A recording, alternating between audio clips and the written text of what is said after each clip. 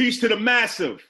Welcome to the Social Athletic with your host, Charnel Scott, along with my co-host, my man, Daniel Ortiz, or the Ortizinator. Welcome back, my brother. Welcome We're back. I missed you, man. I missed you, man. I missed y'all too, man. I missed that interview last week. I'm sorry I couldn't make it, y'all, but, you know, I had a little getaway with the ladies, so wanted to take advantage of that. No doubt, man. Hope that went all well. All right, we're going to get right into it, man. The NBA is back.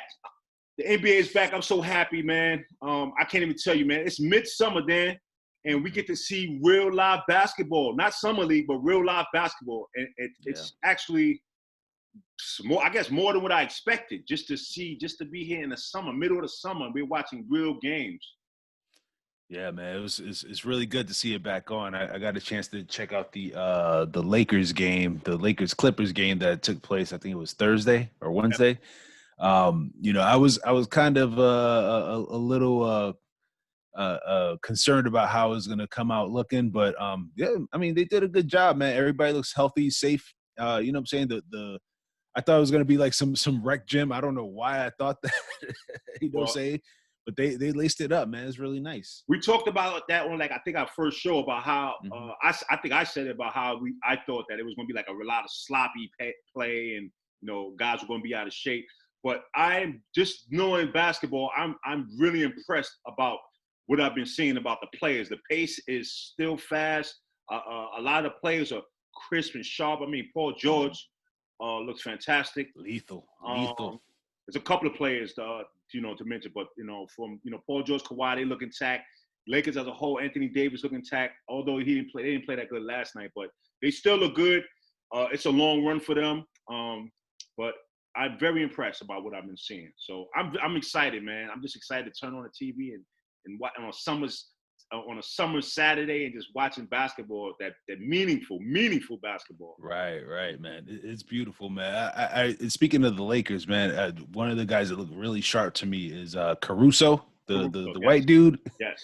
Man, just a straight up, he's a great team player, man. Like I seen him do just like a lot of hustle plays. Very impressive, man. Very impressive. So yeah, the Lakers are looking really good, man. Very good. They lost to Toronto yesterday, which brings me to my next thing. Is I said that it's going to be a dark horse team that's going to surprise everyone. Not surprise, but it's going to be a team that nobody's talking about that's going to give everybody hell. And for the East, I definitely think that team will be Toronto Raptors. I would not be surprised if they get past the Bucks in the playoffs. I wouldn't be surprised. I'm telling you right now, I wouldn't be surprised at all if that happens. Those guys, even though they had Kawhi last year, those guys are champions. Think about it. What can you tell Norman Powell or Fred VanVleet or Kyle Lowry or any of them guys, like, Ibaka or Gasol? What can you tell those guys? Yeah, I mean, I will say that Toronto is a very polished team, even without Kawhi. Even before the season went down, you really realize that a lot of these guys stepped up, especially Pascal Siakam, man. My man really got into that small forward role, and he took advantage of it. You know what I'm saying? Definitely. Are they taking down Milwaukee? I don't know about that one, but I feel your sentiment because, I mean, come on, Giannis is a freak. He's everything what we think he is. He does it. He does it all. But at the same time, you have the Toronto Raptors, who are champions, who knows the feeling to close the deal. And I know they had Kawhi Leonard, who closed the deal a lot. But those guys, I could see it. I could see the swagger in those guys. I could see, it's something about the basketball. My psyche when I look at some players, you could see the psyche in Norman Powell and Fred VanVleet. Not household names per se, but in basketball, those guys are fucking marksmen. Right. The IQ level is super high, man. Super high. And the chemistry between that team is, they're champions. So I really like them. I really like their chances. I don't know if I could go against Milwaukee right away, but I'm going to be watching. It's going to be notable to see, I'm looking forward to that. Yeah. I still think the Lakers are going to take it all. I mean, they just look – even if they didn't look as polished as they did, like, there is still a powerhouse of players that you got on the team. You're going to have LeBron. You're going to have AD right there. Them two by themselves, it's gonna be. They're still my favorites, but I mean, if I said a dark horse, and I'm only saying this because the league is looking really small right now, and there's a lot of 500 above 500 teams. I'm still going with Milwaukee, man. You're going with Milwaukee to get out the East. Yes. Yeah. And you have the Lakers in Milwaukee. Yes. Okay, exactly. That's a good choice, and I definitely feel you. I think that's one of the scenarios, I think, but I would not be surprised if you have a Toronto Lakers championship, which Toronto handed the Lakers a pretty bad loss last night by 15 points. It was bad.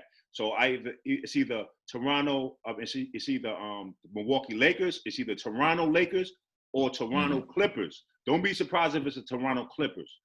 Yeah. And it's a possibility of Toronto Milwaukee as well. So I think when we're talking about this in a couple of months from now, we'll see. And but still, don't be surprised. There's other teams too, but yeah. When's the season ending? They only have 6 more. It's only gonna be August, right? Yeah, 6 more games, and then I think the playoffs start at the end of the month. I think. Gotcha. Yeah. So we're gonna get into it pretty quick. So I'm excited, man. So I mean, as a basketball fan. Yeah, it's basketball, man. Who's gonna be mad at that? Especially basketball in August. That's unseen for me, man. And that's when we start gearing up for football. But it's preseason. Who wants to see that? No. And I definitely want to give a shout out to the WNBA too. Those women are playing right now too. I don't have any resources yet, but I hope I could get a couple of WNBA players or former WNBA players on the show. That would be great. So I don't want to not count those ladies out. They're doing their thing right now as well. So we got WNBA and NBA action actually going on right now. So it's basketball for everybody. It's an exciting time to be a basketball fan. So it's super dope, man.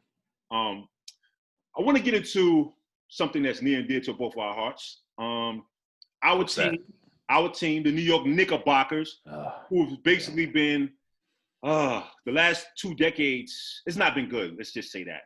We can go so many directions, and we could talk about it. But they just made a new hire, so they have a whole new front office basically, and they have a new coach, Tom Thibodeau, who I've had an encounter with. I was in a camp a couple of years back in Houston. He was an assistant coach, and that guy was tough. But that guy is he's a basketball juggernaut. It wasn't my first choice, but whatever it is, when we make these decisions, when these teams make these decisions, it was a really, really good choice, to say the least, and it could end up being a great choice because Tom Thibodeau is and I'll let you go and see what you know about him, but he's a no nonsense coach, defensive coach. He coaches his players hard, but he's also, I heard him in a couple of interviews where he talked about evolving over time, and every position that he's gotten, he's evolved. So he's really going to have to evolve taking over for the Knicks. I think it's going to be Danny. I'm hopeful right now. And, it's hard when you talk about the Knicks of being hopeful, but he's somebody who's going to come in and demand the respect that all players work hard and take basketball serious. I think that's been a problem in New York City. Coming to New York as a player, there's so much to do, and players, I think, get distracted and they don't reach their maximum. Or we get guys here who are just basically out of their prime. But I think it's the hardest thing to do, to come in here and give your maximum, because there's so much to do. And that's why I love those 90s Knicks teams, and I love Patrick Ewing and Charles Oakley and Anthony Mason, because those guys came with their hard hats on every day. So, but Tom Thibodeau, I think, is going to be a great addition to what the Knicks, what we are trying to do, and I'm very hopeful instead of not being hopeful. Yeah, well, one thing I got to say about Tom Thibodeau is with this signing, I was happy, you know what I'm saying, because I think the Knicks for the last 6 or 7 years have just gone in the wrong direction as far as people that they were hiring. It's like Jeff Hornacek. What are you doing? You know what I'm saying?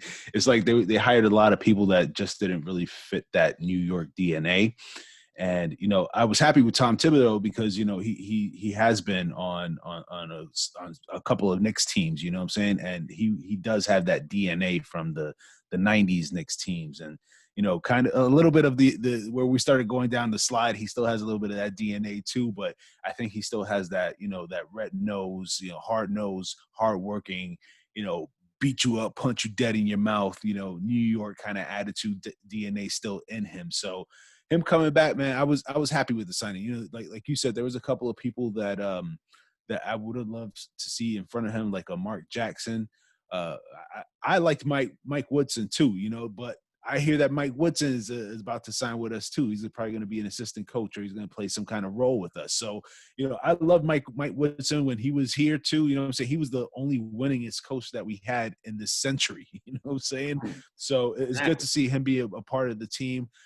Right now, I think as far as with upper management, as long as we're continuing with these folks, I see Leon Rose is trying to incorporate that old school defense too. So, even if it's just the front office we're talking about right now, I love the direction that we're going in, because it's not just, we're just hiring no names, you know what I'm saying? People that don't fit the archetype of what this team always was, you know what I'm saying? Now they're starting to see, okay, we need to go back to who we were, and we need to start developing these players, and we're going to have the right personnel in there to really get into these players' asses pretty much, and I think there was a lot of favoritism going on before, but now I think with Tom Thibodeau, like you said, man, you saw what he was doing. He was running people into the ground, you know what I'm saying, in Chicago. So I want to see him bring that to New York, you know what I'm saying, especially with a guy like RJ who does demand minutes. We'd love to see him working with RJ. I think he's going to help him develop as well. So it's going to be an exciting time for us to see, where the Knicks are going to go. And I think right now we're going to at least make it to the middle before we make it to the top. That'd be the first step. The first step, making it to the middle. And Tom Thibodeau, yeah, he has a history or a reputation of running players down. Great players want to be coached. They want to be great players want to be coached. You got to understand, great players are like geniuses, athletic geniuses for what they do, and they want to be coached, and they want structure. I'm hoping that he can bridge that gap and work our guys, take care of our guys' bodies at the same time, so we can reach that full potential. And like you said, the Knicks right now are in a really, as far as for having won in the last 2 decades, really, or been taken serious the last 2 decades, they are in a great position. They got a really, really good front office at this time. Scott Perry, you said the Leon Rose, Steve Stout, people like that. So we got rid of Steve Mills. Thank God. That was the first move right there. And listen, I don't want to talk bad about Steve Mills, but he was a common denominator of all that other stuff. I'm not saying it was his fault exactly, but I'm just saying he was a common denominator. And if you're gonna clean house and do something, do it. Right. James Dolan. My view on James Dolan is not the best at all in any way, just based on just the history and everything. I've always thought that he meant well. I think he meant well when he tried to hire Phil Jackson. I thought he meant well when he hired Larry Brown, Lenny Wilkins. You could go on and on. But it just, you look at history, it just didn't pan out at all. And I'm just hoping, and I think he's tried to make an attempt to stay out the way. But in my opinion, like when he said, I'm just staying out the way, no, you got to do a little bit of both. Like you kept Phil Jackson till after his money was guaranteed, and then you fire him right after a couple of days or a week after his money was guaranteed. Like that didn't make no sense. I guess he promised him. I guess he kept his word to Phil. I get it, but it's just so many instances and so many things that's happened. It turns you off as a pure Knicks fan, for basically all of our lives. And I'm just hoping that everything comes around, and then going into the 2020s, that we can actually have something to talk about, Dan. So when we see each other, we could talk about some good things, or maybe we could go to a game with some pride and not go to the game in shame. Right. I don't have to see you in person and we're like, yo, man, you saw the Knicks, man. Oh my God, man. So every time we see each other, it's like that. I want to be like, yo, Chanel, you saw the game? Oh, we 10 games over 500. That's amazing, I can remember the 90s, man. We used to me and my boys used to get together on regular season games, and then when the playoffs came around, forget about it. We was always somewhere gathering, having little mini Knick events, watching the playoff series, man, because we always thought we had a chance. And I'm hoping that we could bring that back. And it's going to take everybody, it's going to take everybody. It's going to take a lot of good decisions. And as of right now, on paper, we know we got to change. So I'm happy with the hire, like we both discussed, and we definitely we're going to be watching very closely, and we hope for the success for the New York Knicks. Yeah, can I say something about Dolan real quick, and I'll keep it very very light. I have my opinions about the owner of the Knicks and where he should be with the team. But I think he needs to stay out the way. That's been Dolan's problem. I think Dolan, he doesn't know basketball enough.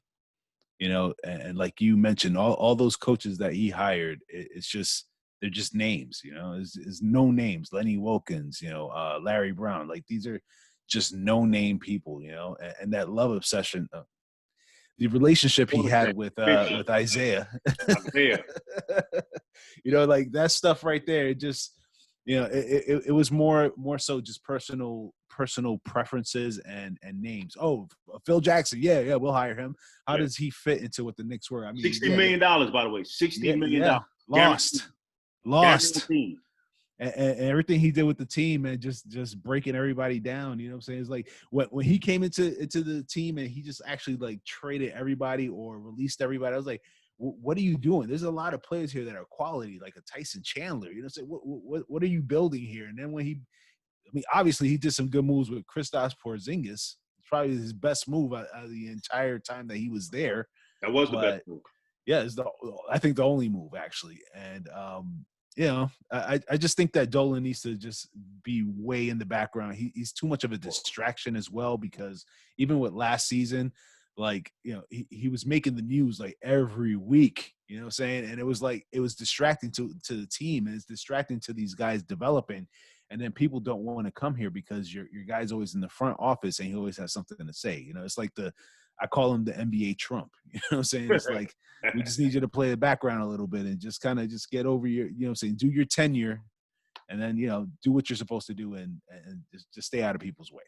Yeah, if he sells the team, well, I tell you what, then financially he moves into another stratosphere.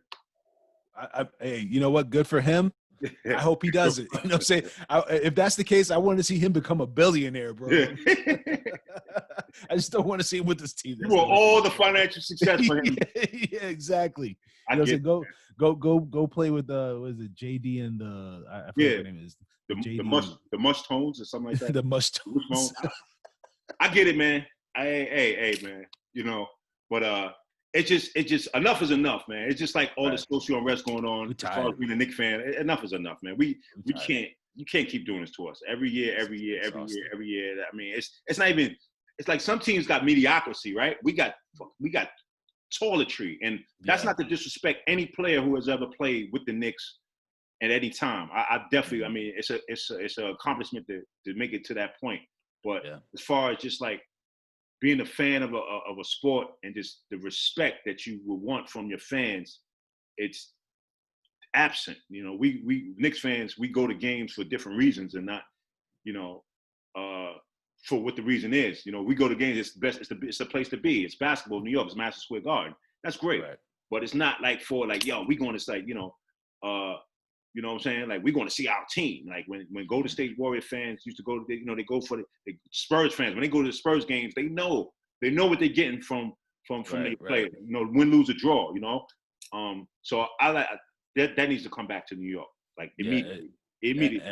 And real quick, because I don't want to harp too much on it, but it's just about it's a culture change. You know what I'm saying? And that's what I think San Antonio has, and what Golden State has. They have a culture right now, and so know what to expect when you go to San Antonio.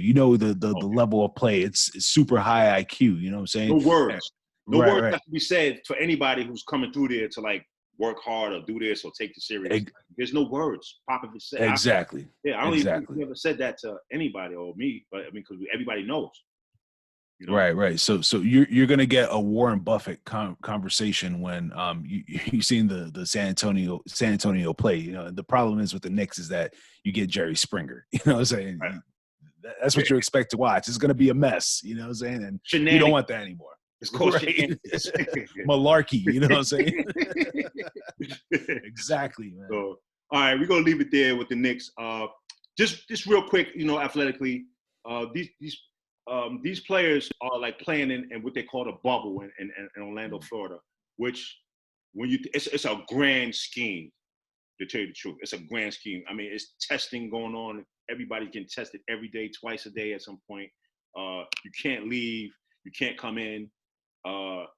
And this is something that has to sustain for the next 3 months. And I'm just like I'm enamored about the participants in this because you got a lot of guys missing loved ones, families, kids, spouses, and it just they have to concentrate on basketball basically 24/7. Yeah, they got I seen the ping pong tables and I see some guys fishing and I've seen some guys doing other recreational activities, but I mean, you talk about rich grown men. So I'm just curious of how this is going to sustain. It's going great right now. How is this going to sustain? And do you see any challenges creeping in as we go along? I don't see challenges. I think everybody knows what they signed up for. I think when you actually go through it, it is going to be a little bit harder, especially when you got kids, you have a wife, you have family out there that you want to see. But these are professionals, what I'm saying, at the highest level of basketball. So I don't think that there's going to be too much of a problem. I think there may be some, and we have to also think that the reason why they're doing it this way is because they want to make sure that they're protected. They want to make sure that they're safe. And right now, this is the only sport that I see that they're actually, every player is playing. And it's actually happening. And it's not stopping. When they try to start MLB, they shut it down in the first week because the Florida Marlins they contracted COVID, and next thing you know, they're just like, what, let's just not even go through it. So to see these guys are able to do the scrimmages and now actually playing the games, and actually doing it, it is a breath of fresh air, but they also understand that they have to be safe. So they have to be in this bubble and they also still have to earn their paycheck, so I'm super happy about it, man. I think at the end of the day, it's a very short season. It's not going to take up a lot of time. And I think that they're professional enough to say, we have to do this and we're going to do it. We're going to just sacrifice spending time with our family. But once this is over, we're back there, So I don't think that is going to really hamper them as much. And some of the interviews that I saw, like I saw Jason Tatum doing an interview too. It was actually very, very good on TNT. And, these guys are professionals and they understand what they need to do. And, I think it's going to work out since it's such a short time. And I can imagine that it's still very tough for them right now because I heard they're trying to do everything that they can to keep these guys occupied. Like I heard that they put fish where they're going fishing and they put more fish in there so they can catch more fish. They can be happy. I was like, they have Ben Simmons and somebody else. Like, I mean, how long is Ben Simmons going to be fishing like every day? Like, oh man, I need to see my girl, man. Yeah. You know what question I really had? Is there going to be an issue with like groupies and stuff like that? I mean, not in the campus, but they're going to be close by and the hotels that's they're going to be outside the bubble, just knocking on the glass. I mean, it's actually, I think that, this is one thing. This is groupie proof, man. But yeah. I think the success comes from, like you said about the MLB guys contract. Those guys are home, basically. Those guys, I don't know if they're in. I don't want to speak if I don't know it, but I think those guys are just home in their home cities, and it's just same operation. They're and the NBA, those guys are confined, and right now everything's looking great. So I don't wish nothing on it, but at the same time, I just hope that like me and the people that they could probably maybe foresee some things and curve it if any problem arises. But like you said, so far so good. Those guys are focused. And by the way, 6 teams are going to be home before you know it anyway. So they don't care. Right. They'll be home before the month is over. So it was just basically a camp for them. And basically what happened was, I think, and if somebody sees this and they can, send me an email at what is it? thesocioathletic@gmail.com. That what's the point I was going to say? I'm thinking of the point I was going to say that well, I'll get back to that. Don't worry about it. I'll get back to that. All right. But the bubble, I'm just hoping everything works out. And so far so good for the NBA.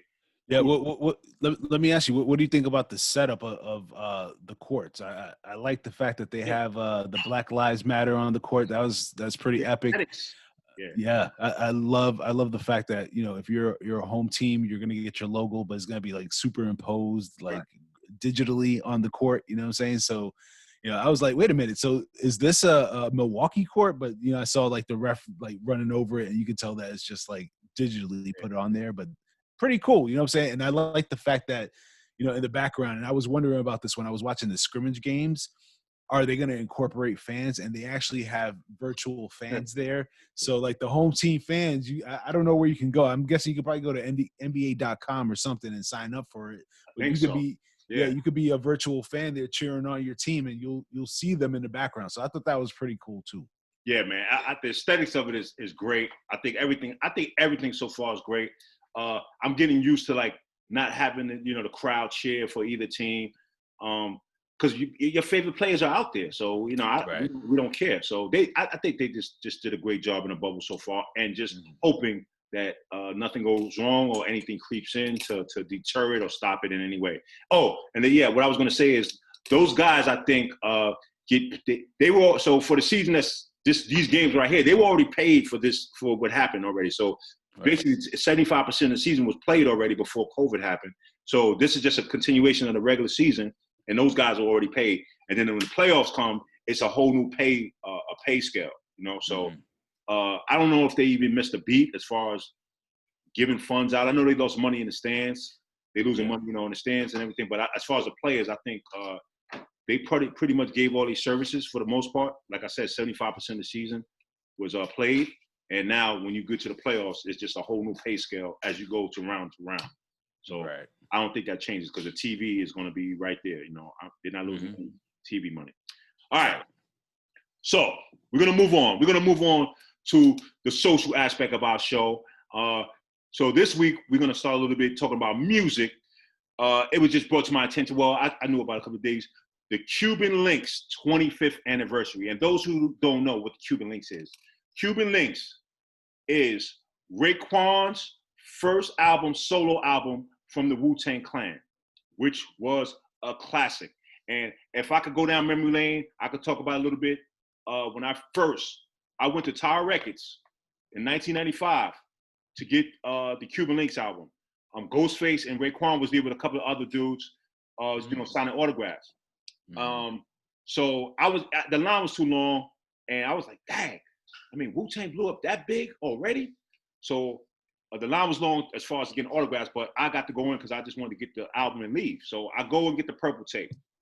And before I leave, I could just remember just staring at Ghostface and Raekwon because they were like, I mean, they were heroes to me. I'm not gonna lie. Wu Tang, it was an inspirational part of my life, but the music was, it's just timeless to me. But I looked at Rick when I was going out, and I was just looking. I was just like, and I held the tape up, like I hope it's good, man. I went in the car, man. I put that tape on, man, and I guess it altered my life.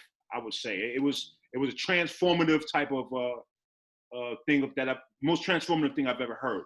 It took me into the depths of where they was from, and I started to like basically understand like all the street lingo and terminology and all the things that was happening in the street. I started to like understand everything a little bit better.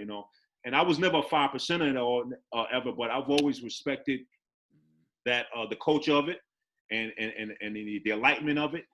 And it was just it was just the Cuban Links album. And then let's talk about Mike's skill level, rhyme skill level. Rhyme skill level was, from 1 to 10 to me on that album was like a 15, 16, 17. I mean, it broke straight through the roof. I mean, one of my favorite songs was Knuckleheads. It was the first one on the album with Mhm. Ghostface, Raekwon, and U-God, which was just, and then the metaphors, the rhymes, the words, the music, everything. It was a phenomenal album. Definitely, in my opinion, one of the 5 best hip hop albums in the history I would think it's one of my 5 best albums ever, but it was just monumental. So I just want to get into that a little bit. Your thoughts? Yeah, can you repeat that one more time? Oh, your What was thoughts. I'm just saying your thoughts on it. Oh yeah, man. So I remember when the album was coming out, the first song I heard was Heaven or Hell. And I was like, all right, this is a cool song. And I was already a Wu-Tang fan, so I was gonna buy the album anyways. But that was, I think, summer of 94 or 95. I can't remember what year it came out, but I remember that summer they started off with Heaven or Hell, but that was like March, April, and it was just kind of just like a warm feeler for the album. But then they came out with Ice Cream, and you heard that beat, and I was like, "Yo, did they just use?" It sounded like they used the beat from like the ice cream trucks, and I was like, "How did they flip that into a song?" I was like, "Yo, I it couldn't was even speak. incredible." I mean, Yeah. and then Incarcerated Scarfaces was just. Mm-hmm. I don't know, man. I rewinded that song over, man, so many times. I used to listen to it when I used to work out. I used to rewind the whole album. I used to listen to the album over and over and over. I probably had about 3 or 4 purple tapes. Yeah. It was just Incarcerated Scarface. It blew my mind because I was like, how are they? I mean, I know the first Wu-Tang album was crazy, but I was like, what are these guys thinking about? Like, how are they coming up with these terms and these thoughts? Like, what the hell? Yeah, one thing I'll say is that I think that it was a pull away from what the Wu-Tang album was, the first Wu-Tang album, because I felt like the first Wu-Tang album was a very raw, very gritty I love album. it. It sounded like they made it like just in the basement. You know what I'm saying? That's exactly what it sounded like. So it had a feel of just like that really underground, urban, New York, that real good New York vibe, like those real project stories. You know what I'm saying? So what I think what happened when the purple tape came out was that it kind of shifted the focus of it. And it's like, look, we're making money now. You know what I'm saying? So now we're going to give you a high level view of that street life. You know what I'm saying? And I think the production just went in a way that you started getting those Scarface vibes. You started getting like those, you know what I'm saying? Like we now you saw us on the corner. Now you're seeing us at the high rise, you know what I'm saying? And it had a lot of elegance to it. It had a lot of glamour to it, you know what I'm saying? And every beat Street was glamour, just street yeah, fluorescent. it was very yeah. I mean, because even if you look at the cover of the album, you know what I'm saying? Like you see their gear is upgraded, you know what I'm saying? But it's hard to say, what is Raekwon wearing? What kind of sweater is that? You know what I'm saying? So it felt like it was more of an upgrade on every aspect of what Wu-Tang was, but it was only led by Raekwon and Ghostface. I mean, when they say guest starring, Yeah. that was a Raekwon Ghostface album. And Capadon too. Don't forget about Capadon. That's the introduction. I was like, who the hell is this? And and my whole thing too, man. I mean, it just brought me closer to like the Wu-Tang sound. I mean you got to imagine. So after that was the GZA first album, Method Man, Old Dirty Bastard. I mean, they just started dropping these classics like one after all the classics. other. All those classics in 95, 96. And it was just the movement was just phenomenal, man. It just, like I said, the Wu-Tang movement basically changed my life. It's not like doing what they do in the streets, but it just changed my life as far as awareness, just appreciation of good music, and appreciation of rhyming on the mic.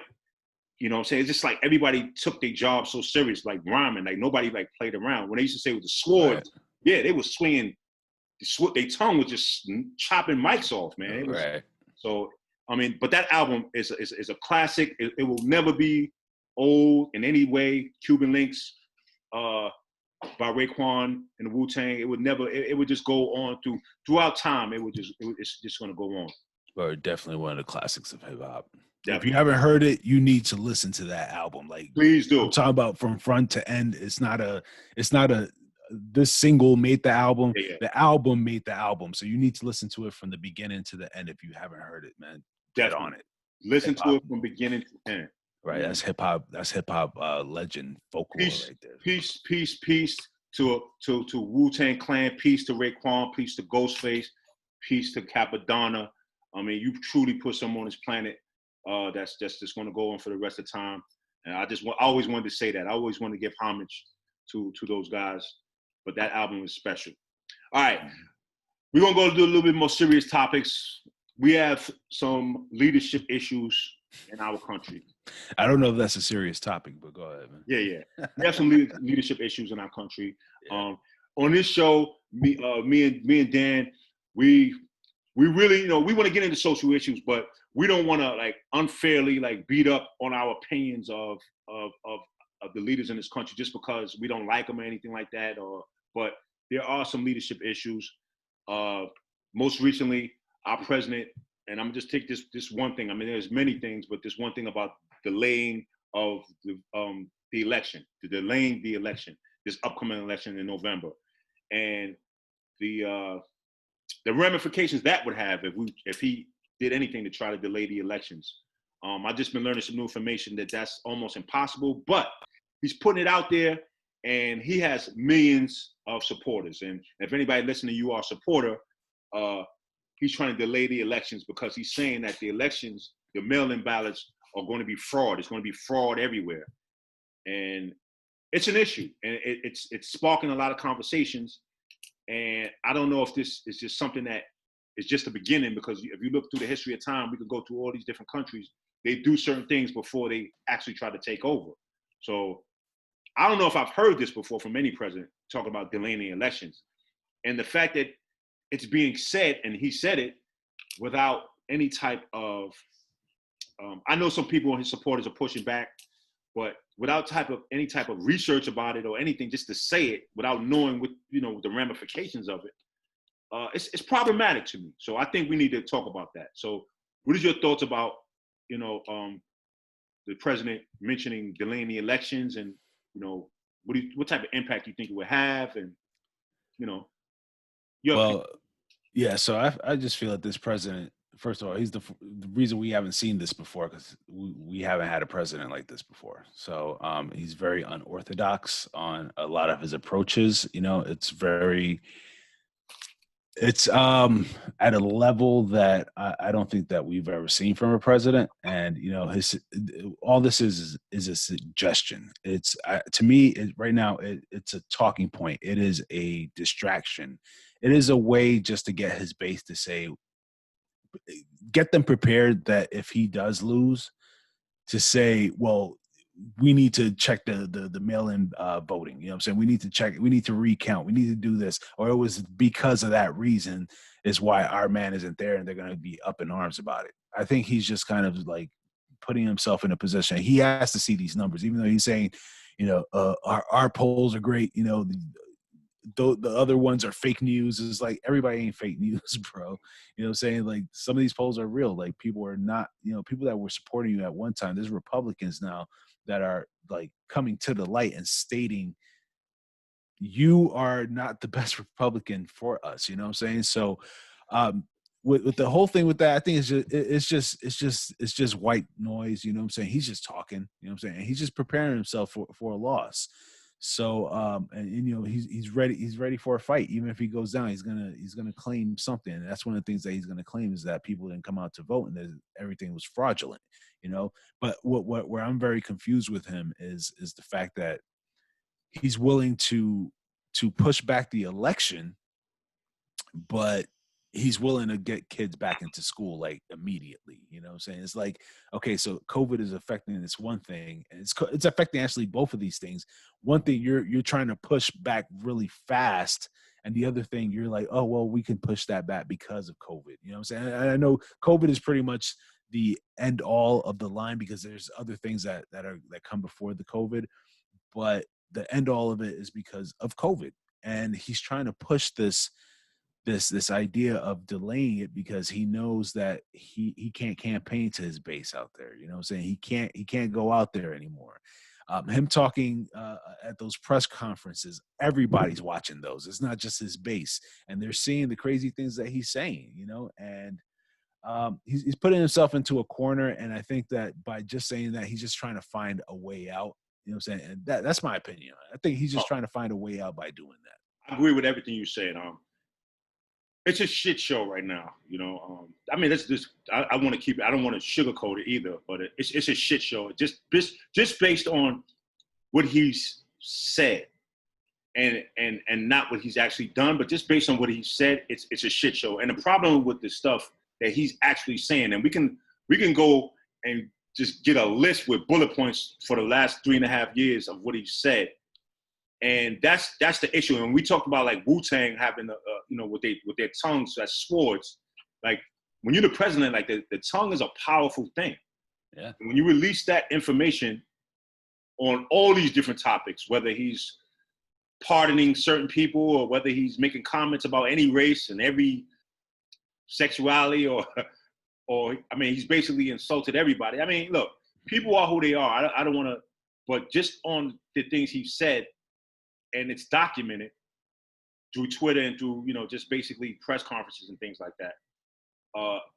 I think that it could end up being a bad situation in our country because you have people who are going to people who actually believe what's coming out of his mouth. There are people believing that he's going to build this great wall in the South, the southern border, and that's not necessarily happening, but people believe it. He's saying it. People believe that, another comment he made to talk about, it was a housing situation he talked about actually having low-income programs in the suburbs. Yeah. I mean, I don't know who he's fooling. You're basically saying that you don't want black people in the suburbs. Right. Or you don't want poor people in the suburbs bringing the property value down. Mm-hmm. That we've been hearing that for years. And, you have people who are just taking his word for it and say, no, I don't want that. And it's horrible. Yeah, it's a lot of undertone racism with a lot of stuff that he says. He's not going to say the words, but he's going to say the things that his people say, behind closed doors. Like, we don't want those black people moving in here. We don't want poor people moving in here and bringing down our value. So he's pretty much just saying that, but he's saying he's not articulate enough to say it properly. So he'll just say something like, I don't think they're trying to say it. Yeah, no, I mean, right. Well, no, there is a proper way to say it. He just doesn't say it right. So he'll just say, oh, Joe Biden wants to abolish the suburbs. Like, when I first heard that, I was like, what? How do you abolish the suburbs? Like, how does that happen? Especially for us, like, educated people, and I don't want to dismiss anybody who don't go to college or who not educated, but for certain people like me and yourself, Dan, like, we see that language. Like, it's like the Matrix stuff. Like, we see the actual language. Like, we're not fooled by what he's saying. You know what I'm saying? Right. Right. So I just think it's an issue, and I think everybody needs to be on notice. And I think the people, his supporters, if you're a Donald Trump supporter, you need to really analyze a lot of stuff that he's saying and stop taking him at his word and check and fact check what he's saying. Mm-hmm. Because, I mean, I want to sell you the Brooklyn Bridge. Come up, let me sell you the Brooklyn Bridge so I can get paid as well, So just fact check and to everybody, and I know there's people who are going to support him. I don't want to persuade anybody who wants to vote for Donald Trump. I don't want to, if that's where your mind is at and that's what you want to do, I don't want to persuade you. Everybody's entitled to their own vote. But at the same time, we living in the same country. We living in the same cities. We living on the same planet. Like, we have to, our leaders, that we have to fact check them and decipher if what they're saying is just BS, the truth, so we need to know. I mean, right. And that's point blank, man. Yeah, and I would say that the thing is that I think there are a lot of smart people that have that are going to vote for him. The thing is the critical thinkers, and there's not enough critical thinkers that are really giving me really good talking points. Like, they'll give you good talking points about what Donald Trump has done. And, for me, I'm not deeply ingrained into politics where I'm following everything that Donald Trump is doing, but I haven't seen anything. I'm seeing a lot of golfing in Mar-a-Lago. I see a lot of podium talk, where he's bigging himself up, and right now he's concerned Trump. You know what I'm saying? We haven't seen concerned Trump ever, pretty much, but now he's concerned Trump because he sees his numbers are down, and now he's really pushing to try and do something for COVID, because I realize it, and I understand how you can fall for it, because to me Trump is like that guy that he seems like he'll be cool to party with, but you don't want him leading your organization. You know what I'm saying? No. I think and that's what he's doing. He's leading the United States. But the thing about Trump is that he's a talker, and he can actually lull you with his talk. Even when we see the things that he says that are crazy, like when I see him being concerned Trump, I'm like, oh, okay, well now he's concerned Trump, but I have to still remember he's still regular Trump too. You know what I'm saying? Right now he's just doing it because he wants to make sure that his polls are not being affected, and he's trying to get the little votes that he can get that are not outside of his base. But in a nutshell, man, we just based on what he said, and I mean, based on what he said and done, I guess the stuff he tried to do. I mean, we need new leadership, and then the next person who comes, whoever it is. So if it's Joe Biden, we need to get on him, and we need to start the process of just making this place a better place, because there's no reason why the United States should be suffering like the way we're suffering as far as health reasons, health concerns, or social concerns. We have so many resources in this country, and there's no need. And for the people who are in the rural areas or the suburban areas, the people who, especially specifically the white people who are in those areas, I get it, man. Everybody should be proud of their race and be proud of who they are, be proud of who they were born in this world as. But at the same time, nobody deserves to be lied to or bamboozled. And for the poor people and the poor white people, or the people who have less means that are white, that's in these suburban areas, I don't know if, maybe as far as morale, but as far as actual what's good for the country, I don't know if the leadership is doing good for you as well as they doing good for urban areas with African American, Latino, or Asian or Native American peoples at the same time. We all in the same boat, and I'm telling you, we have to stick together. It's more than just saying, oh, we have a white president, our president, Donald Trump. It's more than just that. It's more than just morale. Like, you feel good because you're white and Donald Trump is white and he's the president. It's more than that. And as much as like we love Obama, of course he was African American, but we wanted him to do more too. So we're gonna hold everybody to that coming up. So yeah, everybody has to be held accountable. And that leads us. Yeah, I just think that people are going. I think a lot of people are selfish. And they just want a president that's going to be, is going to be working for them pretty much. So they're not going to see an Obama as somebody. They're never going to like an Obama. That's just unfortunately how it is. Yeah. But until we all become critical thinkers and we really start thinking outside the box, we're gonna be where we're at right now. Well, we're gonna be in jeopardy if we don't change it. If we don't change the way our thought process is about putting leaders in these situations that's gonna help the people and all people, we're gonna lose. We take it for granted for what we have right now, and we're gonna lose it. We're gonna lose we're gonna lose all the greatness and all the opportunities that can come to all citizens if we don't put the right people in office. So that brings us to the next thing. Everybody, and I haven't said this in the other shows, we haven't touched upon it. Go out and vote. No matter who you are, where you are, anybody who's eligible, any eligible citizen in this country, go vote. I want to see everybody. If that means if everybody goes vote and we happen not to come across what we need to come across, so be it. But everybody go and vote. Don't settle for anything. Figure it out right now if you're going to mail it in or if you're going to go in. I'm personally going in myself. I'm not even leaving it up to chance. I'm going to have my chair. If it's a long line, I'm going to have my chair. I'm willing to wait online. I'm going to have my mask on. I'm going to have people 6 feet away from me, whether they like it or not. So that's my mentality in November. But for a lot of people who can't do that, find out what you got to do to mail it in. Everything is coming up quick. The registration deadlines are coming up. Find that out.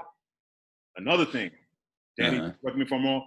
Get the ballot for where you at voting in your district. Get the ballot. Know who's on the ballot before you go in. That's exactly the point I was going to make too. I'm saying know who's in your own district. I'm saying, because I'm guilty of it myself, where I go up there and I'm like, I don't know who these people are, but I like their name and I'll vote for them because I like their name. I did that the last time. Yeah. So if it was like somebody that I recognize, like, oh, I recognize this guy, I heard him before, but it's very important because even though like obviously who our president is very important. It's also very important what's going on in your own district, what's going on, who's taxing you specifically, you know what I'm saying? And what type of moves they're making, what kind of laws they're putting into place. So know who is in your current district as well, in your county, all that stuff, the Read. state, governors, mayors, all that. Everything is on a computer. Just type it up. You can see. Right. And then if right. you don't know who they are, just type in their name. See what they're about. It's YouTube easy. them. You know what I'm saying? So you could go in and you could have an informed decision. And because that's what I did the last time I voted. I knew about 2 or 3 people on the ballot, but there's a lot of people I didn't know. So now I'm looking for women, minority. That's not the way you should go and vote. You should go and vote for the record that people put or any initiatives they want to put in. And we have access to everything now. So there's no excuse. It takes a couple of minutes. Check the ballot in your district, write the names down, who's voted for what office. And there are a lot of important positions, man. Senate, House, judges, attorney generals, district attorneys, all types of positions that's going to help and enhance our lives. And if we don't do the right thing, we're going to be stuck in this situation. So everybody, please go out and vote. Get information on who's on the ballot and make the right decision that you possibly can. And let's move this world. The United States is like a car, right? It's like a runaway car that's veering to the left. And it's a cliff to the left.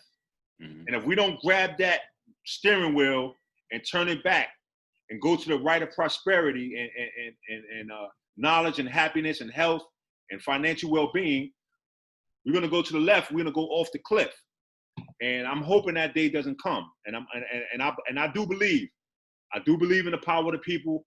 I do have a little hope that we're going to take the steering wheel and veer it to the right and then veer it to where everybody has a chance to get on board and to and just have a good life, man. Everything doesn't have to be perfect. There are all type of things that happen, but if we don't get this right, we're going to be doomed. And I hope I'm not right about that. I hope I'm wrong about that. But same here. All right. So we're going to end it with this. We could talk about schools too. I mean, I work in the education system, and we could hop on quick about that. Look, the most important thing is for our young kids to get educated. All people to get educated, not just young kids, but all people going to colleges, grad school, doctoral programs, whatever. In-person learning is you can't substitute that, really, to tell you the truth. There's no substitute for a kid being in a teacher's presence with the knowledge and have that type of engagement. Yeah, you can go online, we can do it over the video, but it's not the same as in person. Nothing will ever replace that. And now I hope we know that. So for our kids and for everybody who's in the education system, Mike, we want things to be back to normal, but we got to be conscious of how we putting people into health's way. We want to keep everybody safe. The people who teach it, the parents at home, and the kids and the adults who are going to school. So I just think we got to be, all these school districts, we just got to be careful and not just say what we're thinking, that what we think is right, and it's like a lot of us around the country, we just ignoring actual science and facts. And that's my issue. I know you guys down there get ready to start school again in Georgia. You been hearing anything about that? Any gripes or? I haven't heard anything as of what they're going to be doing so far. I just know that, obviously Trump tried to push everybody getting back into schools. I don't think it's a good idea right now, especially, in the hotbed that the South is in right now. We can't afford to put these kids in there. They always say that, kids aren't really affected by COVID, but you have to still remember that they're carriers. They can be carriers, and they're coming back home to their grandmoms and their granddads and, even their parents that have pre-existing conditions. I just think that it's difficult. I know it's difficult for parents to have their kids at home all the time and figuring out how are you working and, taking care of your kids or not being distracted by your kids. But we can't take that chance. We're the number one country right now as far as people being infected. We have to take that into consideration. We have to continue to keep thinking about that. And we have to say to ourselves, we can't just think about ourselves. We have to sacrifice some part of ourselves until we get this thing taken care of. To the parents, and I understand you 100%, but any parent that has school-age children in school and you need the kids to be back in school because you have to work, understandable. And there's no way to sugarcoat around that. But what good is that if you send your kid to school, they come home, they make you sick, or your spouse sick, or your mother or sister sick, and someone dies? Was it worth it? So we got to be careful. We got to be calculated, in our approach. And New York State is got the best numbers as far as infection in the country, right? We're the best. But at the same time, that doesn't mean anything. One kid goes to school in the classroom.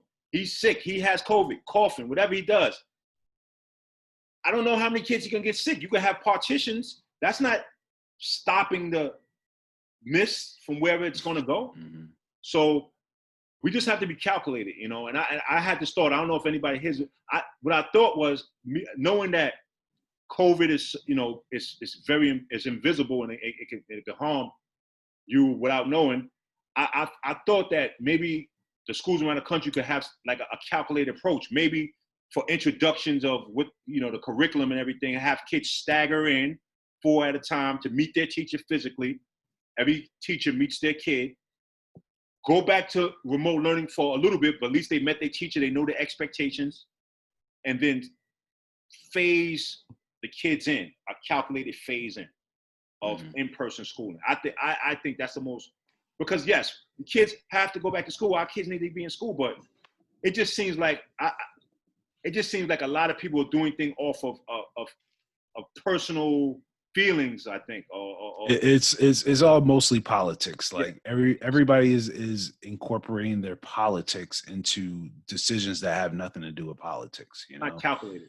Right. So I like your idea. I think it's definitely important for kids to have, well, not in this case a face-to-face conversation, but be able to actually physically see their teacher. Teacher in the classroom. Yeah. They could Absolutely. be spaced out 4 at a time. Everybody spaced out in the corners. Bring the parents if they're available, if that works for them, just to see the teacher. Everybody's on the same page. Everybody go back home. Right. Step away from each other. Keep everybody out of harm's way. Keep the teachers away from teachers away from students, and then phase it back in. Yeah. When the science is giving you a description of what's going on, Yeah. Well, once we have the numbers actually being like, repressed and they're going down, then we can start phasing people in. But for now, I'm thinking 2 years to normalcy. I'm not saying that. I'm not saying that it's even there anymore. I'm saying 2 years until somewhat normalcy, and things will never be actually the same. But that's my thought. Even after, even next year at this time, it's wishful thinking to think that everything's gonna be fine. Because I think they did a poll, 40% of people in the United States say they're not even taking a vaccination. So you can't blame them for that anyway either, because nobody trusts nobody. So why would some people take it? I can't even tell you if I'm going to take it. What's going to make me take it? Because somebody said it's good? Like, think about, Dan, what's going to make you take a vaccine? What's going to make you go take the vaccine? Yeah, I mean, there's pros and cons to it. You don't know what they're putting into you. You know what I'm saying? It's that, but you also want to be safe. So it's like trust issue, man. We don't trust. Right, exactly. So, we're in a very, very tough time right now, and we just got to deal with it the way that we can. And as far as with schools, I just think, like I said, just let's keep it at home. We have to make some sacrifices. Most people still working at home anyways. Everybody that has to be on the front line has to be out there. I feel for you. And, unfortunately, you have to make the bigger sacrifices, but we can't just think about our own personal situations. We have to actually think about this as a consecutive and as a collective country. Definitely. So, yeah. Well, I'm telling you, if we don't get this thing right, it's not going to be good. It's not, this is not one of those things that, we get it wrong. And then, if we don't get it right, we're going to be in trouble. We're going to lose more people. I mean, we're over 150,000 right now. So I hope we get it right. All right. Yeah. So last thing, man, we talked about this earlier, like, just looking at what we know now after this long 4 months of just chaos and everything else, what do we need to do to improve the situation that's going on in the United States right now? Even moral, let's just take it for moral reasons. Morally, it's not good. Morally, and we're divided at best in this country. It's 50-50, 55-45, whatever it is, 60-40. We're divided. We're heavily divided in this country on topics all across the board. And, one of the most important things is like how are we going to move past this so we can, so we can reach the better life for everybody. What do we need to do? So that's my biggest thing. What do we need to do? I know one thing is basically sharing information. That's big time. Everybody speaking your voice, sharing information. Shows like this and other shows, people who haven't been out in the open before, sharing information, getting information, and having people see it and discuss the information, create conversations. I'm hoping that some Trump supporter sees this and he wants to email me to give us our mind, talk about. I want that. I want people to like, oh, I agree with what you're saying. This happened. I want people to call in. I want people to call in if there's voter suppression in anywhere. Because what we're going to do with this show, even though it didn't start like that, we're gonna get it to a lot of audiences, and we're evolving right now, figuring it out. But I know a lot of people. Danny, a lot of people, and we're gonna get this platform to where it needs to be. But sharing information is one thing. Sharing and information and getting it out there is one thing. What else you have in mind, Danny, as far as making becoming better? Yeah. So with the sharing information thing, I think we got to be very careful about that too, because I see people sharing information out there, but I think that a lot of people are sharing misinformation, right? Yeah. And the way that they're right, and the way that they're sharing that information is also, I think we have to be compassionate with each other. You know what I'm saying? I think a lot of people aren't compassionate. Like somebody wants to push their theories about, let's say Trump, you know what I'm saying? They're like, open up your eyes. Don't you see this? It's like that's not the way to communicate with people. You have to be compassionate when you're like sharing this information, and you have to understand that you're going to get criticism and you can't react to the criticism. I think a lot of people react and then they get defensive, and then it's an argument more than it is a conversation. You know what I'm saying? So I think one of the important things is that people have to become, and I mentioned this a couple of times already because it's really been hitting me the last couple of weeks, is we have to become critical thinkers. So when I say that, we have to think outside the box. We can't just say, this is how I feel about something. We have to talk to somebody who's voting for somebody that's not voting for who we're voting for, and we have to understand, why are you voting for this person? Let me get your perspective, and then we have to internalize that. We can't have talking points for everything that they say. We got to internalize what they're saying, and we have to really think, okay, that makes sense for what type of environment they're coming from, so that we can understand their views. And then next thing you know, we can actually share ideas. Oh, well, let me tell you about my views on that. And what I'm saying, maybe we could come to some kind of like conclusion, what I'm saying, some kind of like compromise. But the problem is that a lot of people are not doing that, and it's just arguing. That's all I see, arguing. So I don't even want to be a part of it. Yeah, I love your sentiment, because I'm gonna put you to the test, because I think one of the guests we're gonna have on, I think as a Trump supporter, I spoke to him about being on the show, and he said he would do it.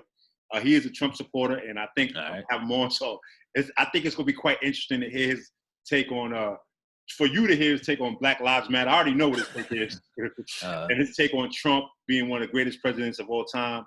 But he's a person who's been there when I needed him, and it's hard to believe that that's his way of thinking, but it is what it is, And I think I'm gonna have him on the show. It'd be great for us to speak to him.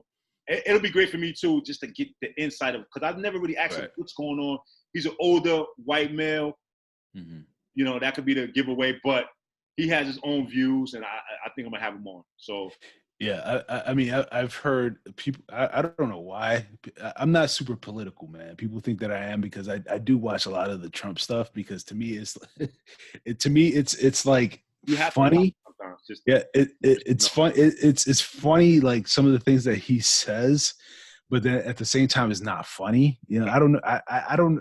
It's a weird like moment where I'm just like, I have to watch this because it's almost like a sitcom. Yeah. But then it's a sitcom with our lives. You know what I'm saying? So it's like not so funny.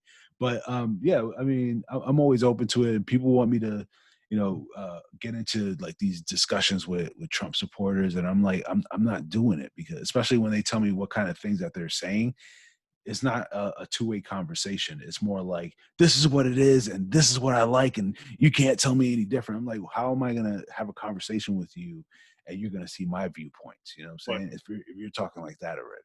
I've spoken to him, like, you know, I've spoken to him, and we've had, and surprisingly enough, like he's admitted some wrong in Trump, and he has listened to me about, you know, because, you know, the Black Lives Matter thing came up, and I had to tell him, I'm saying, well, you know, I'm black, right? And I support Black Lives Matter 100%. You know, I have been witnessing unarmed black men killed throughout, you know, decade after decade. You know, you know, and you do know that, you know, people are shooting each other right now, and then, you know, all of a sudden the cop presence is not there when people are shooting people, but the cop presence is there when somebody runs a red light or goes past a stop sign or has a broken tail light.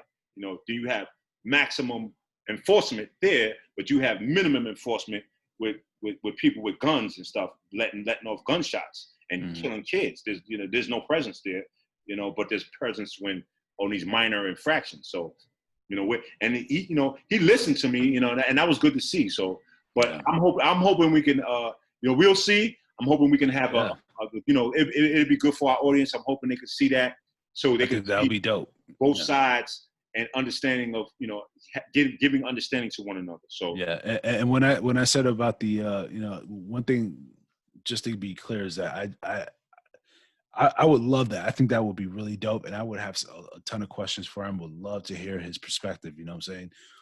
The issue that I have is just when you're talking to somebody that doesn't, you know, just wants you to hear their issues and that's an issue. Aren't coming into it with an open heart, you know what I'm saying, open mind. That's a big issue too, man, for all the supporters of any side who just want to be blinded and just only believe that your side is the righteous side, you know, and we got to listen. And you made a great point, just like we got to be more understanding and compassionate for each other, regardless of what. Now, if somebody say, yeah, I want to go out and kill babies, that's a different story. I want to go out and molest kids. I mean, come on, get out of it. But, you know, we talking politics, and somebody has just the belief of something in certain people, you know, we want to understand, like, you know, why, you know, and then we can express our opinions, and maybe we never going to agree to anything. But at the same time, if we're showing compassion for each other, then we're going to have a better understanding of each other. And we could get along better instead of having it go the way it's going right now.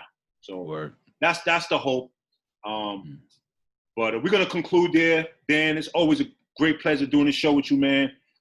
We're coming to the end. For those who want to write any responses, please email the Social Athletic Podcast at gmail.com. Please leave me questions. We will respond to the questions. We're bringing them up on the show, and we're going to talk about it. We're going to make this world a better place a little bit at a time. I think this show is a part of it. A lot of people in my circle probably never expected me to do something like this. But like I said before, and I always going to say, this is my protest as far as what I want to do. I'm joining forces with another intelligent brother who inspired me really to do this show, my man DOTs. So we just want to make this world a better place and push everything forward in a great direction. Yeah. And y'all could follow me at Daniel Ortiz Rants at the Movies on Instagram. I usually put my content up there. I got a podcast right now. It's been a little bit slow lately, only because I got so many things going on. But it's the Daniel Ortiz Rants at the Movies podcast, and I mostly talk about movies. But definitely love coming up here with Sean Allen talking about, you know, politics, sports. You know, I have a plethora of things that I love. So it's a pleasure to always come up here as well. No doubt, man. And peace to our former two guests, my man Jason Caffey, NBA champion from the Chicago Bulls, and my man Rashawn McLeod, Duke legend, also first round NBA draft player. Peace to those guys. Those guys are great. We have an upcoming guest in about a week. My man ESPN basketball expert, NBA expert Chris Broussard. We're looking forward to that.